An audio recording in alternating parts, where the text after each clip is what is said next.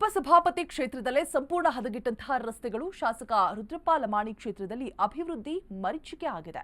Savanur railway ನಿಲ್ದಾಣಕ್ಕೆ ಹೋಗುವಂತಹ ರಸ್ತೆ ಅಧೋಗತಿಯಾಗಿದೆ. ಗುಂಡಿಗಳು, ಕೆಸರಿನಿಂದ ತುಂಬಿ ಹೋಗಿರುವ ರೋಡ್ಗಳು. ಹಾವೇರಿಯ ಸವಣೂರು ರೈಲ್ವೆ ನಿಲ್ದಾಣ ಸಂಪರ್ಕಿಸುವಂತಹ ರಸ್ತೆ ಇದಾಗಿದ್ದು ಸಂಪೂರ್ಣ ಹದಗೆಟ್ಟು ಹೋಗಿದೆ. ಶಾಸಕ ರುದ್ರಪ್ಪ ಲಮಾಣಿ ಕ್ಷೇತ್ರದ ಅಭಿವೃದ್ಧಿ ಮರೀಚಿಕೆ ಆಗೋಯ್ತಾ ಅಂತ ಹೇಳಿಬಿಟ್ಟು ಸವಣೂರು ರೈಲ್ವೆ ನಿಲ್ದಾಣಕ್ಕೆ ಹೋಗುವಂತಹ ರಸ್ತೆ ಅಧೋಗತಿ. ಗುಂಡಿಗಳು, ಕೆಸರಿಂದ ತುಂಬಿ ಹೋಗಿರುವಂತಹ ರೋಡ್ಗಳೇ ಇರುವಂಥದ್ದು. ಅಲ್ಲಿ ಹಾವೇರಿಯ ಸವಣೂರು ರೈಲ್ವೆ ನಿಲ್ದಾಣ ಸಂಪರ್ಕಿಸುವಂತಹ ರಸ್ತೆ ಕಂಪ್ಲೀಟ್ ಆಗಿ ಹದಗೆಟ್ಟು ಹೋಗಿದೆ. ಮಳೆ ಬಂತು ಅಂತ ಅಂದ್ರೆ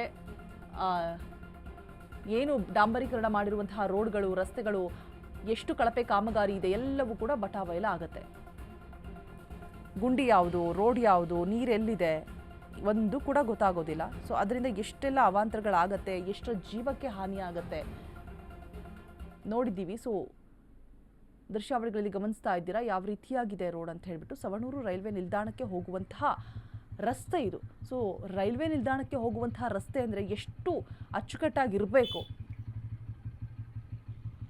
ಸೊ ಆದರೂ ಕೂಡ ನೋಡಿ ಯಾವುದೇ ರೀತಿಯಾದಂತಹ ಒಂದು ಕ್ರಮವನ್ನು ತೆಗೆದುಕೊಂಡು ಸರಿ ಮಾಡಿಸೋದಾಗಲಿ ಯಾವುದು ಕೂಡ ಇಲ್ಲ.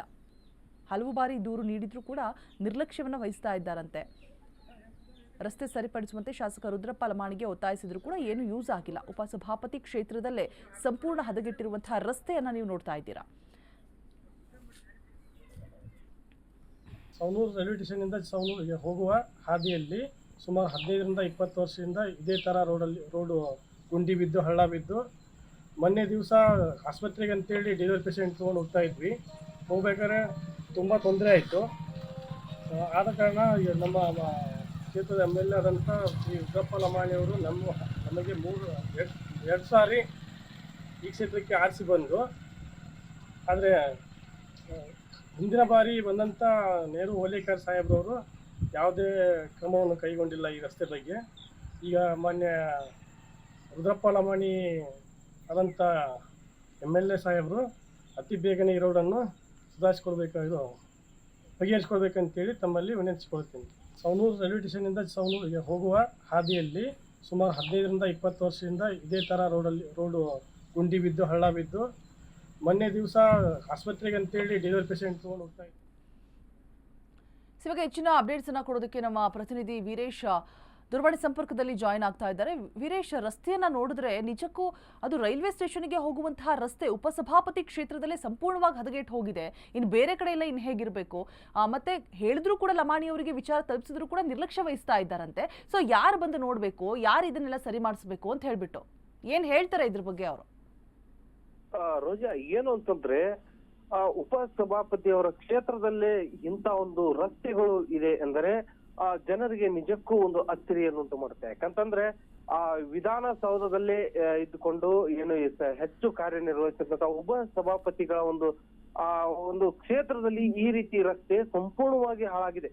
ಅದೇನು ಕಳೆದ 2-3 ವರ್ಷದಿಂದ ಹಾಳಾದಂತ ರಸ್ತೆ ಅಲ್ಲ, ಸುಮಾರು 20 ವರ್ಷದಿಂದ ಇದೇ ರಸ್ತೆ ಹೀಗೆ ಹಾಳಾಗಿದೆ. ಮಳೆಗಾಲ ಬಂತು ಅಂದ್ರೆ ಸಾಕು, ಸಾಕಷ್ಟು ಇನ್ನು ತೆಗ್ಗು ಗುಂಡಿಗಳಲ್ಲಿ ನೀರು ನಿಂತು ಆ ರಸ್ತೆ ಯಾವುದು ಅಥವಾ ತೆಗ್ ಎಲ್ಲಿದೆ ಅನ್ನೋದು ಕೂಡ ಕಾಣ್ತಾ ಇಲ್ಲ. ಹಾಗಾಗಿ ಸಾಕಷ್ಟು ವಾಹನ ಸವಾರರು ಈ ಒಂದು ರಸ್ತೆಯಲ್ಲಿ ಹೋಗುವಾಗ ಅಪಘಾತಕ್ಕೂ ಈಡಾಗಿದ್ದು ಉದಾಹರಣೆಗಳು ಇವೆ. ಸಾರ್ವಜನಿಕರು ಕೂಡ ಸಾಕಷ್ಟು ಬಾರಿ ಮನವಿ ಮಾಡಿದ್ದಾರೆ, ಈ ರಸ್ತೆಯನ್ನ ಸರಿಪಡಿಸಿ ನಮಗೆ ಅನುಕೂಲ ಮಾಡಿಕೊಡಿ ಅಂತಂದು ಹಲವಾರು ಬಾರಿ ಮನವಿ ಸಲ್ಲಿಸಿದ್ರು ಕೂಡ ಯಾವುದೇ ರೀತಿಯಾದಂತ ಮನವಿಗೆ ಉಪಸಭಾಪತಿಗಳು ಸ್ಪಂದಿಸಿಲ್ಲ. ಯಾಕಂದ್ರೆ ಈ ಉಪಸಭಾಪತಿಗಳಾಗಿ ಅವರ ಒಂದು ರಸ್ತೆಗಳನ್ನ ನೀಟಾಗಿಡಬೇಕು, ಅಂದ್ರೆ ಉಳಿದ ಶಾಸಕರಿಗೆ ಅವರು ಮಾದರಿ ಆಗ್ಬೇಕು ಹೊರತು ಈ ರೀತಿ ವರ್ತನೆ ಮಾಡುವುದು ಸರಿಯಲ್ಲ ಅನ್ನೋದು ಕೂಡ ಇಲ್ಲಿ ಪ್ರಶ್ನೆ ಉದ್ಭವ ಆಗುತ್ತೆ. ಜೊತೆಗೆ ಈಗಾಗಲೇ ಸಾಕಷ್ಟು ರೀತಿಯಲ್ಲಿ ಇದೇ ರೀತಿಯಾದ ರಸ್ತೆಗಳು ಕೂಡ ಹಾಳಾಗಿವೆ. ಅವುಗಳನ್ನ ಯಾವುದೇ ರೀತಿಯಾಗಿ ರಿಪೇರಿ ಮಾಡೋದಕ್ಕೂ ಕೂಡ ಮುಂದಾಗಿಲ್ಲ. ಹಾಗಾಗಿ ವಾಹನ ಸವಾರರು ಅನಿವಾರ್ಯವಾಗಿ ಇದೇ ರಸ್ತೆಯಲ್ಲಿ ಓಡಾಡೋ ಪರಿಸ್ಥಿತಿ ಎದುರಾಗಿದೆ. ಆಲ್ರೈಟ್, ಥ್ಯಾಂಕ್ ಯು ವೀರೇಶ್, ತಮ್ಮೆಲ್ಲ ಡೀಟೇಲ್ಸ್ಗಾಗಿ.